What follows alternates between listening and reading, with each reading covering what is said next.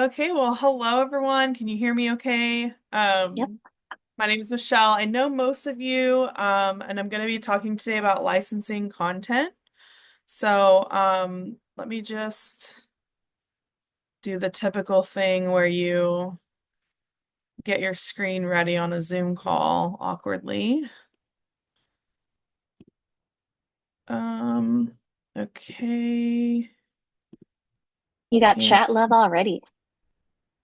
oh, thank you. I can't see the chat, so if there are questions, feel free to call them out or I can get to them at the end. Um, but okay, so I'm going to talk to you about licensing photos. Um, I've most of the photos in the document or in the presentation are photos that I have licensed. And I've done that just to kind of show like the type of photos that clients have been interested in and to kind of show like they don't have to be like the most amazing quality like beautiful photography. They're just telling a story and that's what is interesting. So just to kind of let you know who I am, my name is Michele Granera. My blog is Adventures Abound or theadventuresabound.com. I've worked with over 20 brands in the last 2 years. I've sent galleries to 8 of them. 6 of them have licensed content, and I have 2 more that are interested in it this year. So I feel like I need to send more galleries because the track record is definitely good. And I looked last year at my income, and about half of it came from licensing photos. So I'm not an expert by any means, but I've definitely got a lot of experience in it, and I'm just happy to share that with you today. So, first, I want to start off with why you might be interested in licensing photos. For yourself, it's a great way to start monetizing with a smaller following. I sent my first gallery for my client with around 1,000 followers on Instagram, and they licensed photos.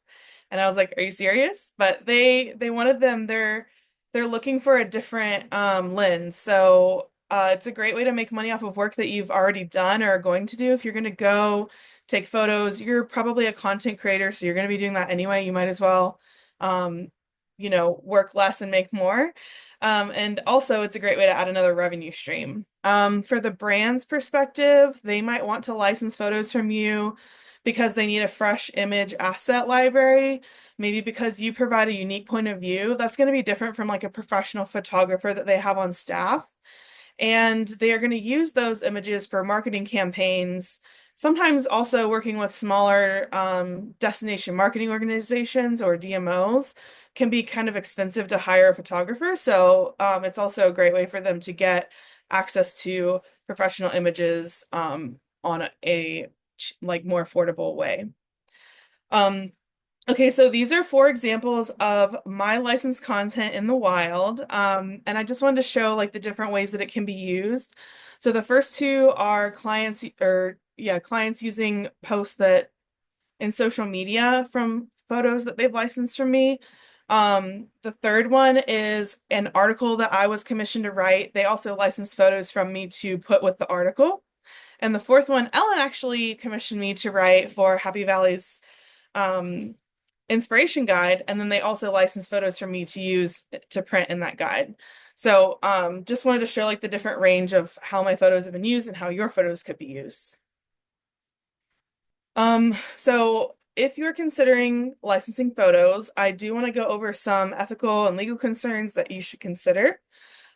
You always want to make sure that you have legal permission to take a photograph and to license it.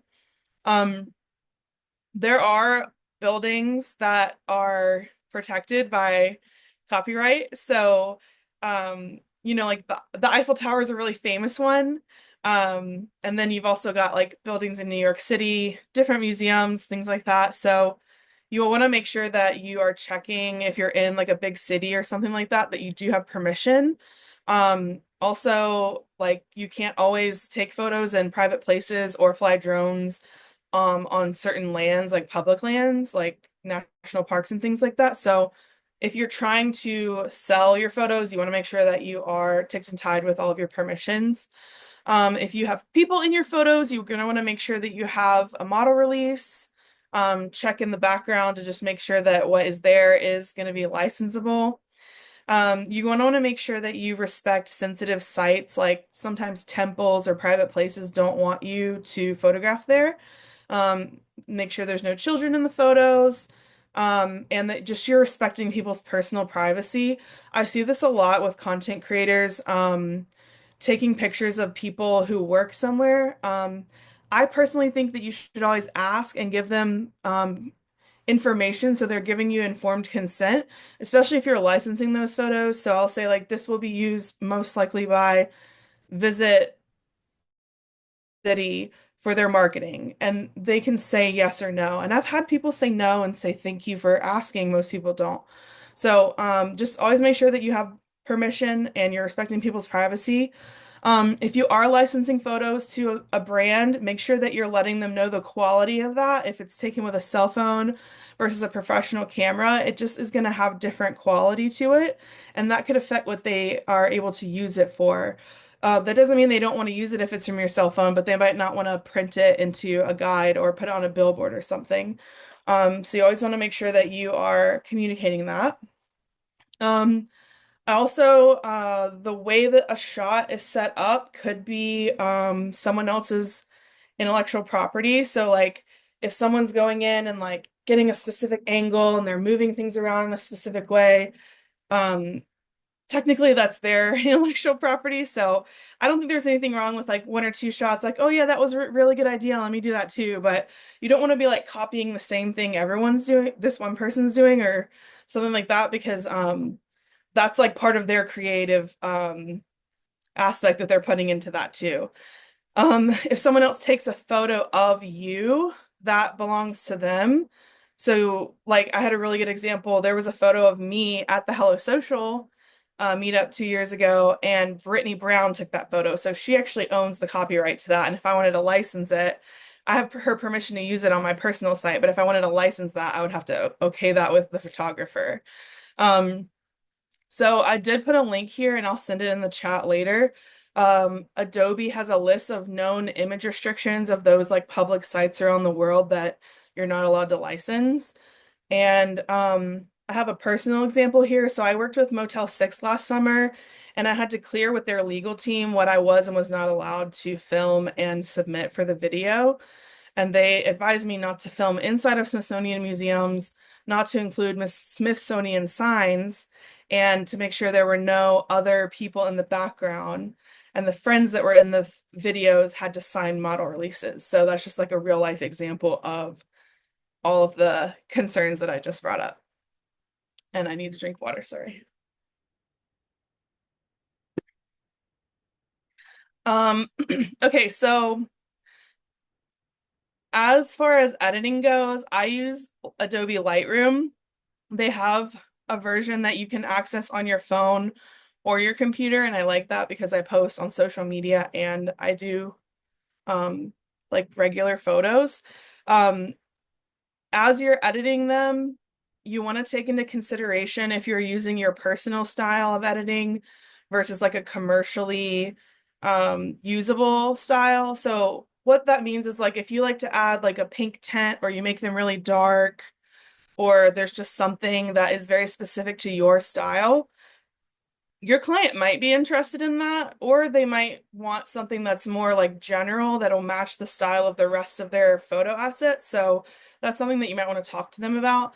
And I have two photos here as an example. The ice cream one is bright, and the one in the forest is very dark because I wanted to show off the moodiness of this rainforest in Canada.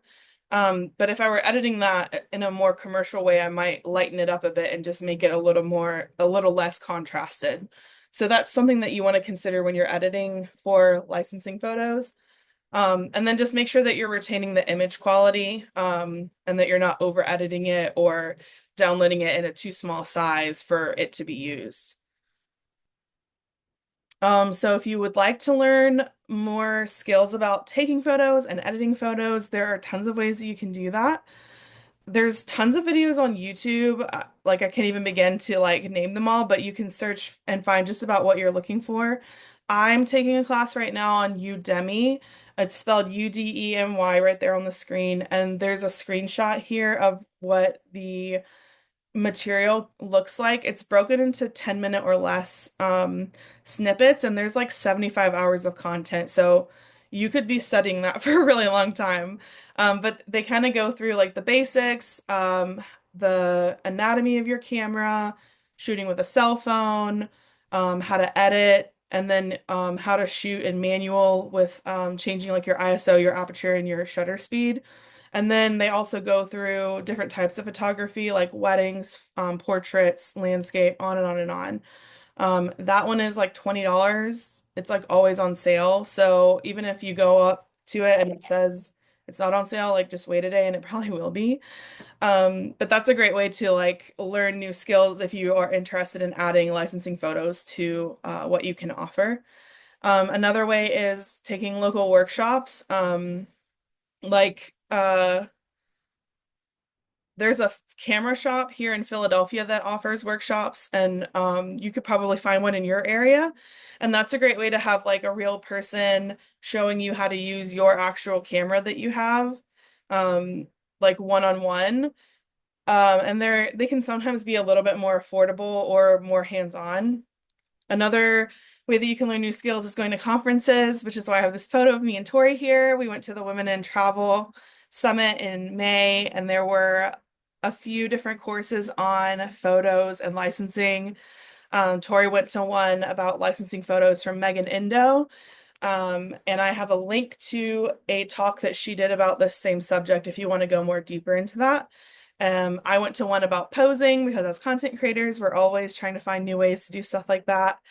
Um, Overall, though, it may require a little bit of investment, but remember that it's a business expense and not a personal expense. And for me personally, it has been worth it to invest in um, learning these skills. Okay, so the number one thing that people want to know about licensing photos is pricing. But like with content creation, it does vary wildly. Most of the time, you're gonna just have to set your own rates, and the ways that you can do that is asking other creators who have similar level of skill as you or are working with similar clients in the same area. Doing a gut check with yourself. Do you feel comfortable licensing this photo for this amount of money? And you can also offer them as packages or bundles. Like if they sell 10, you get 10% off. If you purchase my package with this other content creation deliverable, I'll offer you 3 photos, something like that. Um, Sometimes you can offer a different rate for smaller businesses versus larger ones. And sometimes brands will have a different budget for photo licensing than they will for paying a content creator.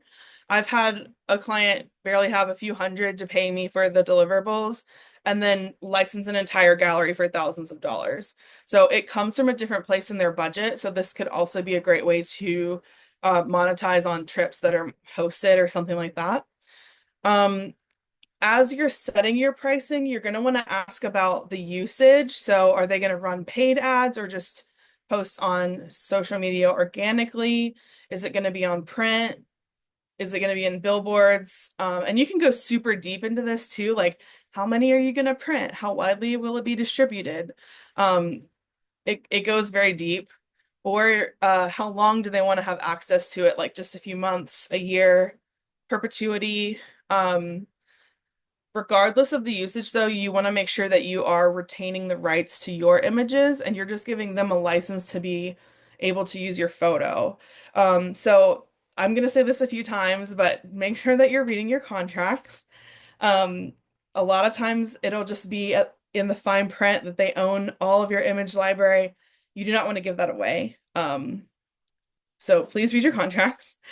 Um, if the client is going to offer you a smaller amount than what you originally said, you can negotiate not just on price, but also usage or number of photos. Maybe they can only use that photo for a specific article, only for a certain amount of time. So there's a lot that goes into pricing, which is why it varies so wildly. Um, One more thing that I do recommend considering is if you yourself are appearing in the image, if your family or kids are appearing in it, you might want to change the rate based on that. And obviously like make sure that you have the permission and model releases for that as well. Um, and there are a few resources that I've put here. Just a moment. So through the lens is on the next slide here, she has this rate calculator. And this is more for like content creation rates, but it has really good information about photos, which is why I've included it. Um, so she has like a base idea of how you might determine your price per image based on your experience level. And then also the licensing fee that you might want to charge based on what the usage is going to be. So you will click the link, make a copy of this, and then input it yourself, and it'll calculate it for you. And she also has a guide that explains all of these terms in more detail. And this is completely free. So it's a really great resource, and I'll send the link for that. There's also a $5 a month calculator that does something pretty similar from Influence with Impact. Um, this is a video by Jesse Festa and Megan Indo, who are two photographers in New York City that run different blogs. And Megan is the one that did the talk at Wits that Tori went to. So I'm going to send all of these links later on, but I just thought that these were some great resources for additional reading and learning more about this topic for you guys. So you can find this at through the lyns.com/rates, and I'll send the link as well. Okay, one thing I do want to talk about is licensing in perpetuity. This is a very hotly contested topic in content creation and photo licensing, but it's something that I really want to make sure that I'm talking about. So, as an example, I've got this video I did here with Motel 6. My face is in it. And I only licensed this to them for 90 days. You really want to think, especially with brands, I think more than destination marketing organizations, how long you're giving them access to images of you to run as ads. And I thought that this was a really interesting point that Olivia Christine made earlier this year when there was a lot of talk about boycotting different brands for different reasons that you may or may not agree with the brand. If you had licensed your photo to them in perpetuity, they could be running ads on your face, even if you are against like something this brand is doing, forever. And you have no, like, you've given them blanket permission to do that. So that's one of the reasons why you wouldn't want to give perpetuity and you would want to limit that. Another reason is you might grow as a creator, you might grow your skills, and the cost of your content might go up. But if you've already given them blanket perpetuity, you can't continue to make more money off of that. They just have it forever for free. And they're running it to make money as a business too. So, um, this is why you want to consider that. And then Marissa Daly put this post here, which I thought was really great language. If you are not sure how to push back, um, so just mention that the content includes your likeness and it can limit your ability to participate in future campaigns. Um, so you're unable to grant perpetual usage and you can offer a certain number of years instead. This also comes into play with exclusivity. So, like when I was working with Motel 6, they didn't want me to work with any other comparable brands, like other budget motels. But I actually had been reached out to by a different budget motel that summer. So, it's not like it happens all the time, but it can happen. And if you give them a long amount of exclusivity, or if they have your images in perpetuity, you can't work with their competing brands indefinitely if it's in perpetuity. So that's just something that you want to consider when you are licensing photos. And that's why I say it comes more into play with brands than necessarily like small destination marketing organizations.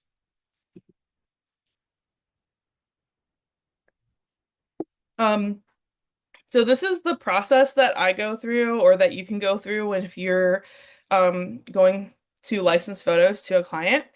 So first you want to mention that you do offer photos during the process before the trip.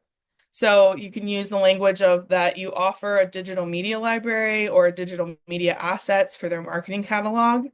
You can also offer the photos as part of a larger package, like I said before. As you're talking to a brand or destination, you can ask if they have a photographer on staff or if they have specific needs that they are looking to cover, like marketing goals that year, or maybe there's a site that they haven't been able to get good photos of. A lot of DMOs cover really, really big regions, and so that can be a great help to them. Um, and you can go ahead and add those to your itinerary before the trip. Um, Once again, read your contract. Don't give away your entire gallery. You can push back on terms that you don't agree with in your contract. You can provide your own contract. You could do one separate for the content work and the photos, or you could do one together. You could just add the photo terms in the invoice. So there's a lot of different ways you can do that. Um, Once you're going on the trip, you're going to create a shot list, shoot during the trip, and edit when you're home, which is pretty similar to the content creation process. Once you have the photos available, you'll upload them to a host site, and I'll give you examples of host sites in just a few slides. You'll send a link to the gallery, and you can either send the price list with the gallery link or once the client has shown interest or asked how much. Sometimes I like to gauge their interest and then put together packages based on that. Once they have requested the images or confirmed that they're going to pay for a package, you'll send the invoice. And then I usually wait to send the link to download the photos until the invoice has been paid. Unless you have like a really good working relationship, and you are sure that they're going to pay you, then you can send it for them to have access. And then you're going to want to send the terms. So if you've sent it in the invoice, that's okay. But if you haven't, then you just want to send them something that says like you have a license to use these photos for X reason for X amount of days, just so that it's there in writing. Okay, so I host my photos on SmugMug. This is what it looks like on the back end, and this is what it looks like on the front to the client. I like SmugMug because I also sell prints of my photos, and people can order them from this site, and I can order them to sell at markets. So I'm just paying one fee and have it all on the same website. I also like that you can organize the photos into different categories and change the access to each individual album. So some of the albums are ready to download, some of them are protected with watermarks and they're not able to be downloaded. And then my prints are able to be ordered. So I really like SmugMug for this. Some other sites that I've heard really good things about are Shootproof, Pixie Set, and Photo Shelter. So you could just kind of look into those and compare what's works for you. SmugMug has different tiers available. I recommend at least getting the one where you can add watermarks. That way you don't have to re-upload photos with and without them. It can just apply them for you and then remove them when you want them to be downloadable. Okay, so if you're wondering who you can sell your photos to, here's a few different examples. So, destination marketing organizations, brands, small businesses in the area, hotels and accommodations, tour companies. I've even had a car rental agency be interested because they want to show like where you can take the car to in the region. So you can get really creative with this. It's kind of similar to who you might create content for. Online publications, and you could also do this as an ongoing thing. Like maybe they need a new image library that covers all seasons. Maybe they want to do event photography. Just to give you guys a couple of different ideas for who you might be able to look into this for. Um, as far as payment goes, it's going to be pretty similar to content creation. So you can take it by check, direct deposit. You can use online payment processing software. I just recommend getting payment before you give access to download the digital assets, unless you have a relationship already. All right, so if you would like to get started, I say just start practicing. Use what you have. If you have an old camera, if you just have a phone, just start practicing with that so you can get into the rhythm of thinking about it in this way, editing the photos, putting a gallery together. Um, You could also research what prospective clients use on their site. So if there's like one that you want to work with in particular, you could look at the style that they go for. You can also look for what's not there. Like, are they really trying to promote a beer trail, but they don't have photos at this one brewery, or they have photos of the beer, but not people enjoying it? I mean, you could go endless different directions with this, but if you look at what their goals are and what is missing, you could potentially fill that gap for them. Um, Once you've started to do this, you might want to take a course. As you go putting your photos together, you might want to ask for feedback. This is a great group for that, so highly recommend that. And if you want to upgrade your gear, I do have recommendations for where to get used gear on the next slide. But I say shoot your shot because I did this in 2023 when I was just getting started, and they licensed photos for me multiple times. So if I can do it, you can do it.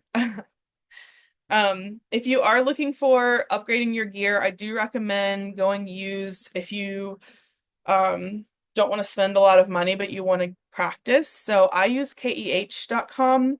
I don't know if you're supposed to say Ke or KEH. I've gotten all of my gear from them. They are really, really high quality, like professional quality. B&H is also really good, but it's a little bit more like a hobbyist quality. Adorama is one that I've never used, but I've heard is good. MB, MPB.com. You can also purchase direct from the manufacturer refurbished, and you can shop at local shops like Unique Photo in Philadelphia. And you can also rent gear. So if you're not sure if you want to go and pay like several $100s, you could rent it for a day and try it out and see if it really does what you thought it would do. And that's also a good way to try it out first. One last thing I do want to mention is make sure that you're protecting yourself. So, I always watermark images that I put onto my blog, and I have them watermark protected on SmugMug unless they are downloaded. You can also add your copyright information in the metadata of a photo in Lightroom. And if you do see someone infringing on your copyright, you can report that on social media. You can submit a takedown request if it's online. And you can ask that user to pay you for having used your content without permission. Um, you might want to consider getting liability insurance, especially if you are going out and shooting a lot. And you want to insure your gear. Ask me how I know. I purchased a brand new to me birding lens, brought it to Costa Rica, and left it there. Uh, did not insure it. Now it's insured. Now all my gear is insured. But yeah, that's something you want to think about if you're upgrading to more expensive gear. Make sure that you always have informed consent or model releases if there are people that you're licensing photos of. And I don't know if I've said this enough, but read your contracts. Please read your contracts, even if it's long. You just want to make sure that you're covering every detail. Okay, so that is the end of my presentation. I'm going to stop sharing my screen. And does anyone have any questions about licensing photos? Do. Um, so something that came up for me, on the slide that you were talking about, the terms and the length of time that you're going to be licensing content, how are you tracking some of that? So, for example, if somebody were to license for 90 days at a time, what does that actually mean on your end? So that's a really great question. Thank you for asking that. One of the softwares that I mentioned, or I actually did mention it, but it was on the slide, the Cradoc software does this for you. I do recommend keeping track of it yourself rather than expecting the client to. That's just gonna make them more likely to license from you if they don't have to keep up with a bunch of different um, photos that they're licensing from a bunch of different people. I don't license to a huge amount of clients, so it's pretty easy for me to keep up with that. And I also personally um, end up licensing in perpetuity to small DMOs most of the time. But like I said, I wanted to give you guys all the information so you can make an informed decision about perpetuity. But yeah, you can use software to track it, or you could just, if you have very few, you could put it in your calendar and come up with a reminder. And that's another great way to reach back out and potentially increase your income as well, reminding a client, oh, your time is up. Do you want to keep licensing this from me? Um, so yeah, that's a couple of different ways that you could keep track of that. Perfect. Thank you. I wanted to add too, you noted all the different places to get used gear. And for those of you that are based in college towns, I've lived in three college towns now, and all of the universities have their version of like a surplus store. So, for example, here in near Penn State, a lot of times like photography students or communication students will pawn off their gear at the end of their semesters, or even professors and like the colleges as a whole will pawn off gear. So sometimes there can be a lot of really cheap, um, but really good gear available in stores like that. Um, Ours, for example, they just post them on Facebook, and it's like if you happen to see the post, you left out. Otherwise, you can go peruse occasionally. Yeah, that's a really good point. I've actually bought like a small digital camera off of Facebook too, just to like take with me when I was hiking in the mountains. So yeah, you can buy anything on Facebook these days. It's true. Yeah, great. Any other questions? Hi, this is Tori. Can you guys hear me? Yep. Yes. Okay, cool. Um, about insurance, did you insure your camera gear separately, or is that covered under like homeowner or apartment insurance? Do you know? So my renter's insurance, because I don't own, it doesn't cover what they call valuable personal property. So that is a Oh, separate okay. expense Yeah. for me. And then also it's different if it's being used for business or for personal. So that's also something that you want to consider if you're insuring your gear. But you might have to speak to your specific homeowners because I'm not sure if it's usually covered, but for me, that is a separate coverage. Yeah, typically your homeowners is not going to cover it. And unfortunately, we ran into this. So our on-staff content creator well, forgot a camera on a park bench. Like she usually switches between cameras during different client shoots and works with different cameras while she's at one location. And she found out that even her business insurance did not cover that particular type of loss for her. So it's important to like I think look into the different types of insurance available and then get very specific about what could happen because like it going underwater is a very different thing than like accidentally leaving it in the Airbnb, so on and so forth. Yeah, I didn't even think about that. Like I just figured my homeowner's insurance would cover everything. So it's a good tip. Mhm. Thanks, Michelle. Yeah, and I know for mine too, I have to tell them every individual piece of gear for it to be covered. So like I added a travel tripod and like I have to call and tell them or it won't be covered. So that's also something to consider. Any other questions? It just means it was a really thorough presentation. That was excellent, You. Michelle. Thank you so much. Thanks. I felt like I might have spoken a little quickly at the beginning, but hopefully, okay. You were perfect. Um, Thanks. I thought it was funny when you were talking about some brands just want like really specific color schemes and things like that. I literally reached out to Michelle at one point and I was like, "What photos do you have that you are wearing orange or purple in?" Yeah, I just got a Cotopaxi orange and purple puffy, and I was like, Ellen is gonna love this. I'm ready for it in the winter. Yeah. Tori, you did tell me you wanted to know more about license or not licensing, selling prints too. One thing that I have learned is you want prints of interest to the people in that area. So like I have photos I'm selling from all over the US and there has been a little bit of interest, but if I had photos in PA, that would really be like more interesting. And I do want to mention if you're getting them printed, you want to use acid-free everything. So like the poly papers that are going over them and the mats, and the photo paper itself, you want acid-free, because that will guarantee that the photos don't like break down over time. So that's my tip about that. Thanks, Good. that's very helpful. All right. Well, I'm going to ask you guys to stick around for 1 second, but Michelle, thank you. I'm going to turn the recording off. Thank you. Maybe.